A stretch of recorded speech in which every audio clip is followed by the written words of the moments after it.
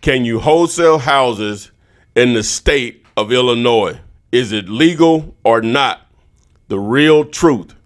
Well, I have one of the best real estate attorneys in the entire state that's going to answer that question, along with questions about real estate contracts, no matter where you are. Stand by. Let's get it. Flip man, it's the flip man. You want some money in your hand? Flipping houses without credit or your cash. Get that bag. Hey, before we get started, I just wanted to give you a heads up.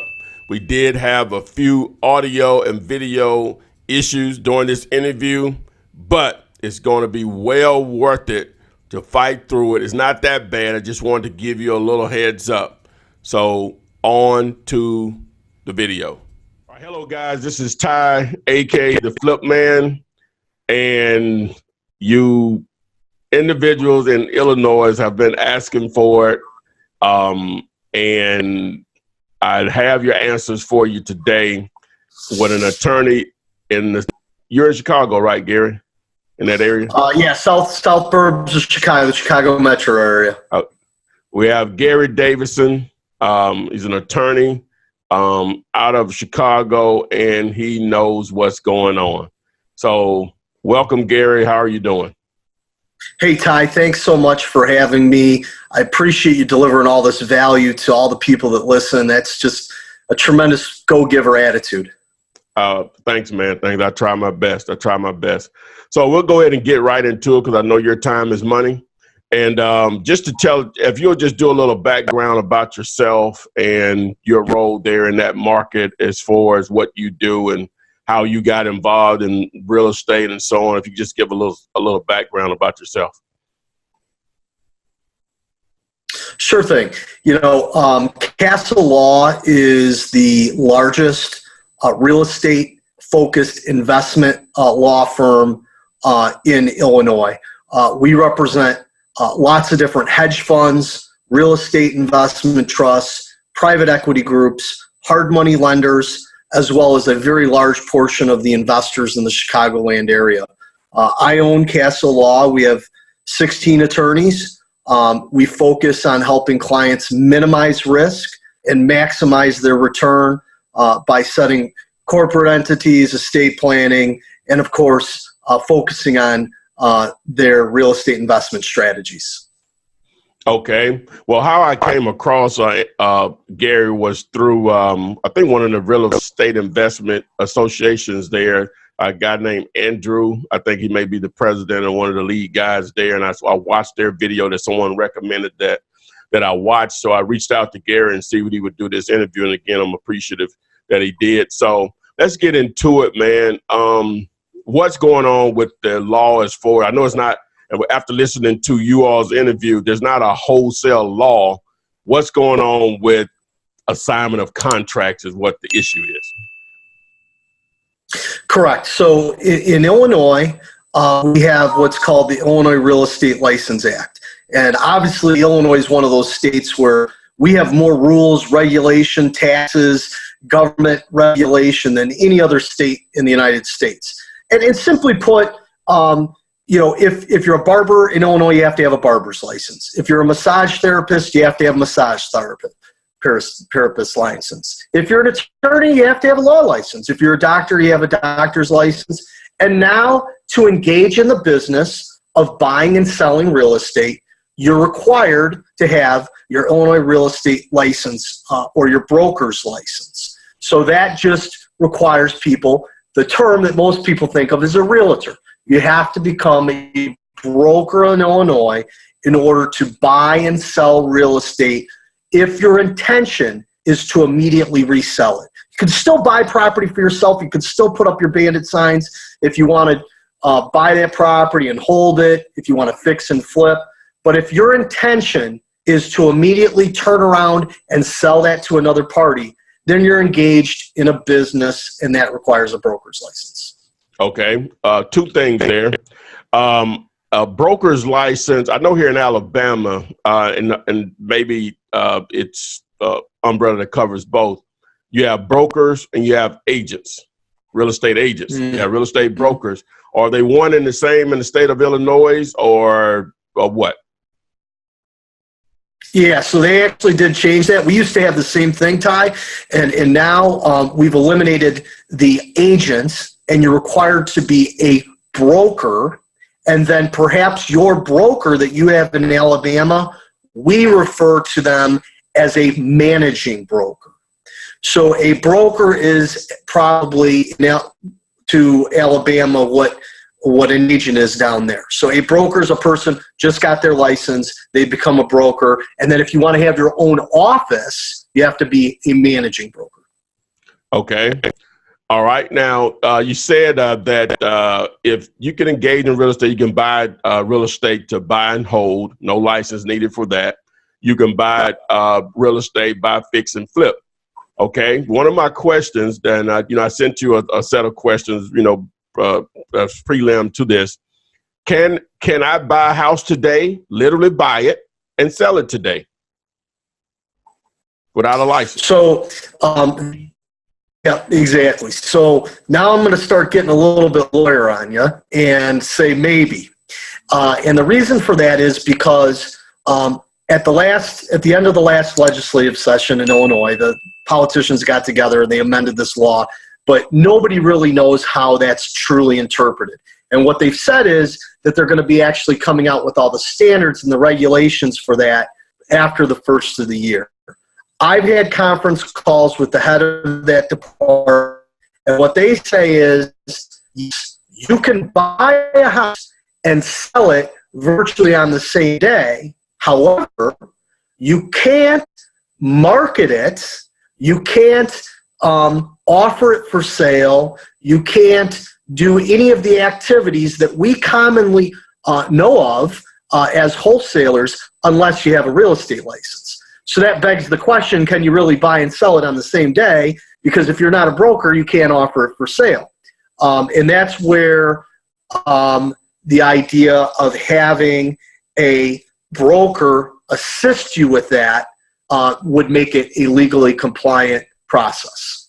Okay. All right. So with that being said, I guess what you're saying is that even though you bought it today, even though you may know someone that would buy it from you immediately, you would have to literally buy it first, just staying within the law, of course, and then 30 seconds later call you, I got this house, you want it. Because now you own it. Is that, yeah. I know we've been a little technical here, but that's basically what you're saying. That is exactly what I'm saying. So he is when you are doing something for another person. So when you offer a property for sale to another person, and you're engaged as a broker, you're brokering things. So if you buy and sell oranges, and you buy an orange and you turn around and sell that orange to Walmart, you've engaged in a broker activity. What Illinois is saying is that's the exact same thing. Now, Ty, one of the things that I've been telling, and I represent a very large portion of the wholesalers in the Chicagoland area. What I've been telling people in Illinois is, look, for everybody else in the world, when they want to start a business, they go out and they get a license, right? Getting a broker's license in Illinois, you don't have to be a brain surgeon. It doesn't require, years of classes. It's a very short process. You sit down and you take a test. So a lot of the wholesalers are always looking for, what's the edge? What's the angle? How do I get around this? And at the end, why not just go out, take the test, get your broker's license, and then you're in 100% good shape. So that's really the advice I'm telling people is, there's no secret sauce. This attorney in the world, and Ty can have him on, and there's just going to be this, aha moment, or this, got this secret. The reality is, the easiest thing, just go out and get your broker's license and keep doing business as usual. Boom. Okay. the questions that come, I know they'll be asking me, and I can't ask them. So, but Yeah. you're simplifying it with that. One of the other things, can you? Okay, being a broker, that to say I'm still going back to Alabama. If you're an agent, you said a broker is basically an agent there, and a managing broker is a broker here in Alabama. Do you have to be with an actual firm? Once you get your license, the state of Illinois has approved you for your license. Do you have to be up under an actual managing broker to do transactions, or that's not needed? Yeah, so you need to hang your license with office. And what I'm recommending to all my wholesalers is there are a half a dozen whatever boutique real estate offices that focus on representing investors. And for wholesalers who are doing this business, now that we become a broker, there's certain regulations, disclosures, errors and omissions insurance. And it makes sense to protect yourself with a brokerage such that they're giving you all the disclosures you need to give. For example, real estate firms that a wholesaler can hang their license. And if someone would like to get a hold of you after the program, or they can call me directly at 708-801-8000, or you can find my information at www.castlelaw.com. I can connect them. But there's a bunch of these boutique firms that focus on investors, and they're going to ensure that you don't put yourself in harm's way and give you all the disclosures. For example, now that we need to be licensed, any marketing material has to give your license number and say what brokerage you're with. When you make a contract, you have to say you're an Illinois licensed real estate agent. And so those sorts of things, they're going to make you compliant. And then after 2 years of having your broker's license, you can take the test and become your managing broker, and you could open up your own firm. But I always recommend start with being with a brokerage firm. One of the cool things about that is that as a wholesaler and an investor, we're creating both a buyer's list and we're creating a seller's list. Well, if you go with one of these brokerages that have investors, there's your buyer's list already. So while you may have to give them a split of your proceeds that you're making, you're going to be part of a much, much bigger pie. So as wholesalers, we need to think much, much bigger. Instead of getting, all of that 6-inch pizza, let's make that pizza an 18-inch pizza and get 50% of it. And we're going to get a lot more pizza. So the point is, if that analogy made any sense whatsoever, the point is, do things right, get with a brokerage, and scale and leverage your business. Okay, so I'm glad you brought up the percentages on that. I know it's going to vary from brokerage to brokerage. What percentage do you normally have to give up? I know it just varies. Yeah. So in Illinois, we have a number of different types of real estate brokerages. I'm not sure how it works around the United States, but some brokerages simply charge a per transaction fee with a desk fee. So it could be $200 or $300. And then, they might charge you a monthly fee to be in the office. And some brokerages put you on a split. It could be a 50-50 split. It could be a 70-30 split. It could be a 90-10 split. And that's based on the amount of money that you're bringing into that office and the arrangement that you make directly with them. So, life and business is kind of the same no matter what industry in. The more value you provide to that company, the greater your opportunity to negotiate your splits are. So it's somewhat all over the board. There's a lot of questions right now, Ty, whether if you're getting paid an assignment fee, should that is that truly part of what the broker should be in the piece of, or is that stuff? Because that's really just profit on your deal. It's not per se a real estate commission. And these are some of the things that have to be talked about directly with the wholesaler and the brokerage that they're talking to. But the key is, if any of your listeners want to reach out to me, literally, just like lawyers, there's only, there's a million lawyers in the Chicagoland area. But there's only a half a dozen or so that focus on real estate investment. Same thing applied to the real estate brokerages. There's Cole Banker, Keller Williams, Remax, all the same ones that you probably have down in Alabama. We do. Yet these boutique firms, there's only 5 or 6 that really focus on investment real estate. And I'm happy to connect any of your clients and any of your listeners to those brokerages. Okay. Question. Another question. Can someone partner with an existing broker?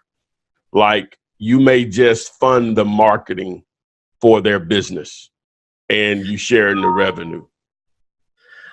So there is no, you cannot split fees with a non-licensed real estate agent relative to, funding a brokerage's activities and split. What you can do is you can utilize a broker to make the offers on the properties and utilize a broker to find the buyers. There's nothing that prohibits you from giving your people in your database to that broker to help execute those contracts, so there can be cooperation with a broker, but you cannot actually split fees. Okay, so just to be clear on that, so as long as, if I'm understanding you, if you're using a broker to perform the entire transaction, you can wholesale. Is that what you're saying, or that's not the same thing? No, that's exactly what I'm saying, Ty. And again, just, with our whole conversation, I'd put an asterisk that, things are changing and we don't have the regulations in Illinois yet, so those will be coming out. So my answers could be modified. But as I currently understand things, you can use a broker. It just begs the question of, if the broker actually has to go out and find the deal and the broker has to go out and sell the deal, then really what value or what role is the wholesaler playing? Because the wholesaler is not really doing anything at that point. Excepting perhaps, go ahead. Well, they may fund the direct mail or the Google AdWords. We can be talking tens of thousands of dollars. Now can't actually negotiate with the seller or the buyer, but funding that part of the deal can be substantial or whatever. So that would be a huge role. That's a good point.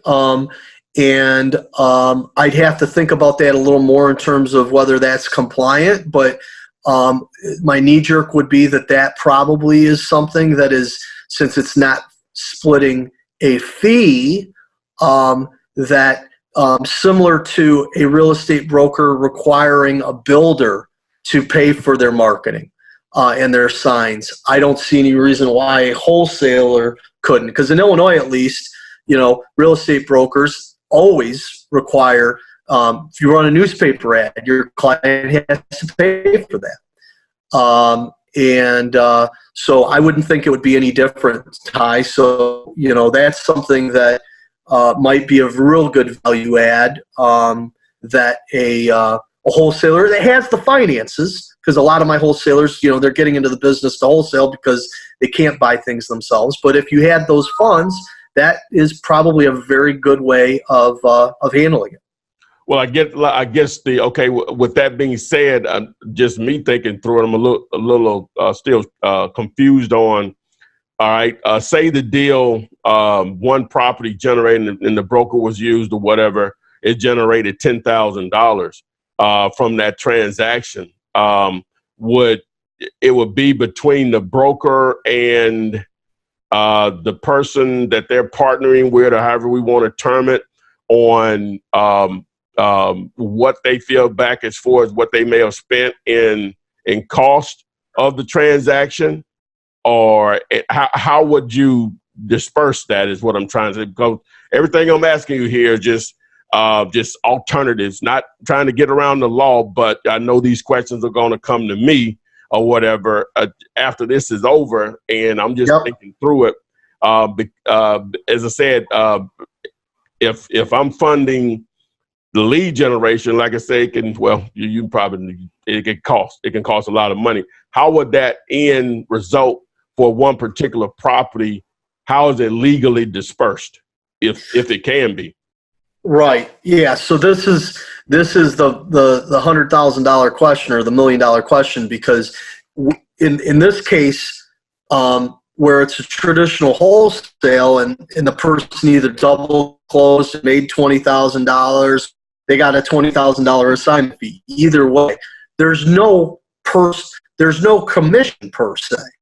So there has to be a arrangement by which the proceeds are split between the seller and the broker. And again, that's going to be a discussion between the brokerage house and that individual investor, because obviously there's certain risk and liabilities for the brokerage to have that wholesaler in their company. And so it really comes down to a negotiated agreement between them. And as I mentioned before, is it half the money? Is it 10% of the money? Is it $500 per transaction? Is it $300 per transaction? You know, if you're spending $5,000 in marketing, then that would be a much different split theoretically than if there was no marketing taking place. Correct. Obviously, it makes complete logical sense, Ty, that the marketing should be paid back to the wholesaler off the top, because that's a hard cost. And then, if that was, in the case of $20,000, if there was $10,000 in marketing, then really all we're talking about is how do we split up the 10? And that's literally, I don't have any rule of thumb on that. That's a discussion that the people have to have directly with that brokerage. Okay, so assume the broker and the, we'll say the wholesaler or funder, whatever they want to partner. But for the broker to perform the transaction, whatever's needed, right?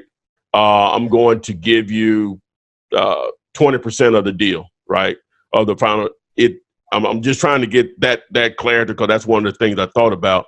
I'm gonna give you 20% of the net profit from this. Is that legal?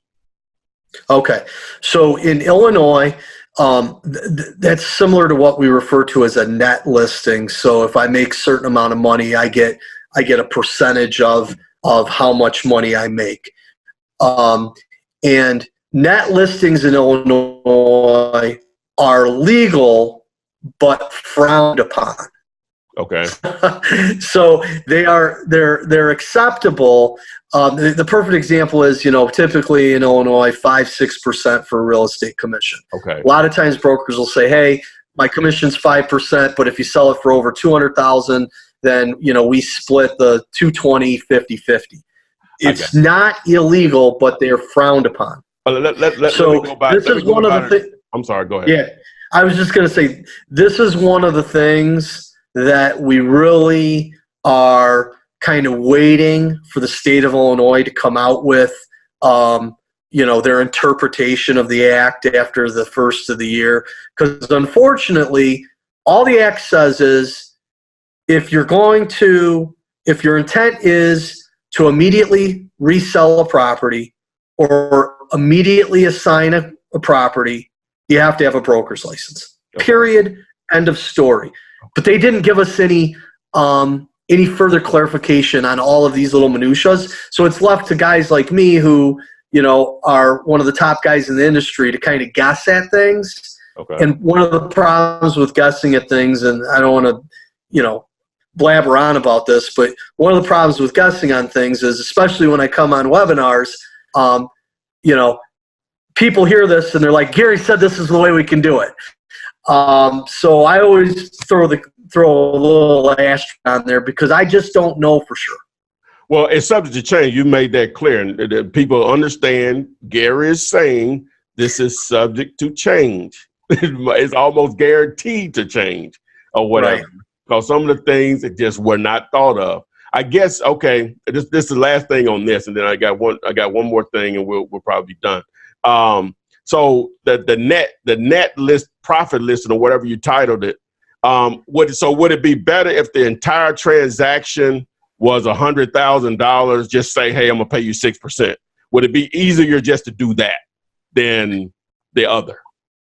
Yes. However, it sort of depends again, Ty, because let's say you bought it for 95 and you assigned it for and you assigned it for $5,000, right? Mm-hmm. Yeah. If you assign that $95,000 deal for $5,000, you can't agree to a 6% on $100,000 because you just lost $1,000. So right. So I guess yeah, I'm sorry. Go ahead. Oh, you could almost do it like a sliding scale or something, because Okay. I mean, there's a lot of assignments where the assignment fees $3,000, $4,000, $5,000, $6,000, $7,000. Correct. The money won't be there, so yeah, you'd have to do a sliding scale. But I guess what we're saying, like you say, it just would be better to do it that way, a percentage of the deal versus just saying, hey, a percentage of the profit. The net profit. Correct. Okay. Yes. All right. So boom. So we're there. So I think we answered that question. Last thing, I'm assuming, like I'm known for the one-page contract that I give away, right? That's been used all over the place, even in Illinois. I got people up there or whatever that have used it. And so I'm assuming the approved board of realtors purchase and sales agreement has to be used with all of these transactions. I'm assuming that. So your assumption is wrong. Okay, good. We can use that one-page contract. I have no problem with a one-page contract. Okay. God created lawyers to make things complicated. I tell people that all the time. Once they're complicated, then we get paid a lot of money to uncomplicate them or unscrew them up. At least you're being honest about it. Yeah, exactly. But the one-page contract, really, I mean, when we're buying real estate, it's like, how much are you buying it for? What's the property address? When are we closing? I mean, we can do that on one page. So there's nothing wrong with that. The only value in using the realtor contract is that we make people potentially comfortable, and it's other lawyers, because lawyers are inherently lazy people. So if we see that standard contract, we just give it to the paralegal and she just goes with it. But if you give us something that we haven't seen before, we actually look at it and start to scrutinize it. So, but the one-page contract works perfectly fine. All the investors, they can use whatever contract they want. They can write it on a napkin. You put it on back of a pizza carton. Whatever it is, as long as there's offer, acceptance, and consideration. Wow. I'm not an attorney, and I've been saying it. Well, I was advised by an attorney when I first got into business. All he did was real estate. He said, Tyrone, people say you have to put in the and or signs in the contract. He told me all contracts are signable unless that contract states that is not assignable. Thank you, Ty. I give this speech all the time. Why would you put and or assigns and scream to everybody, I am not intending on selling, I'm not intending on closing on this. It kind of just like that attorney told you, you absolutely with 100% have an absolute right to assign that contract unless there's something specific in the contract that says it's not assignable. And then let me just say one more thing. Okay. I have investors that call me all the time, and they say, because everybody wants something that's easy, and they're like, can I have a form contract? Can I have this? Can I have that? Can I have this? And as investors, we need to be like a carpenter, and we got to have all these different tools in our tool belt. And so while most contracts are one size fits all, if you're wanting to, buy a property on contract where it's seller financing, that's one contract. And if they want to flip a property, that may be another contract. So as if there are new investors listening, just understand that because you listen to one webinar and you listen to Ty and I, that's not the one way to be successful in real estate. In order to be an extremely successful real estate investor, there's a lot of different ways to skin that cat, and you want to have as many tools in your tool belt as possible, because every single appointment you go on, every single bandit lead that you chase, that person that's sitting at the kitchen table, if you're trying to sell them X and they really want to buy Y is available, but you need to know what Y is. So get as many tools in your tool belt as possible, because almost always there's an opportunity and there's a way to make a deal. It's just that you may not know how to do it. Oh man, that's powerful. That is powerful. Wow. Gary, this is one of the best interviews I've had, man. I hate I waited this long to get an actual real estate attorney on my channel or whatever. I know you don't have much time left, so man, I think you've answered it in great detail. I hope I asked enough questions. I know I'll get more in the comments of this particular video or whatever, but I think you've covered it pretty well. And as he said before, guys, this will probably change. There will be some edits made, but he's made it pretty clear on where it stands in Illinois. And I'm sure some other states will probably pick this up in the future. Before I let you go, Gary, is there anything else you want to add, man, to help individuals out there that are either in the business or trying to get into real estate? Yeah, Ty, I'm going to say the following thing. And if the people who are listening didn't pick anything else up, I want you to listen and write this down. When we wake up in the morning, we have to have our why. And my why is helping people create a life worth living and a legacy worth leaving. It doesn't matter what you do in life. It doesn't matter what you sell. You need to find something that lights you up and pays you well at the same time.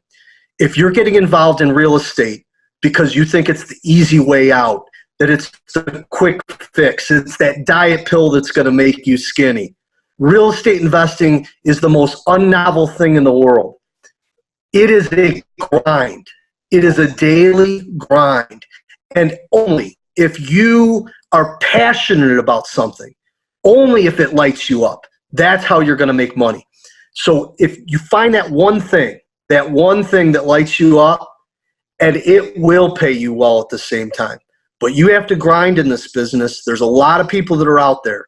And for those who are listening, just understand there's no quick fix. There's no diet pill.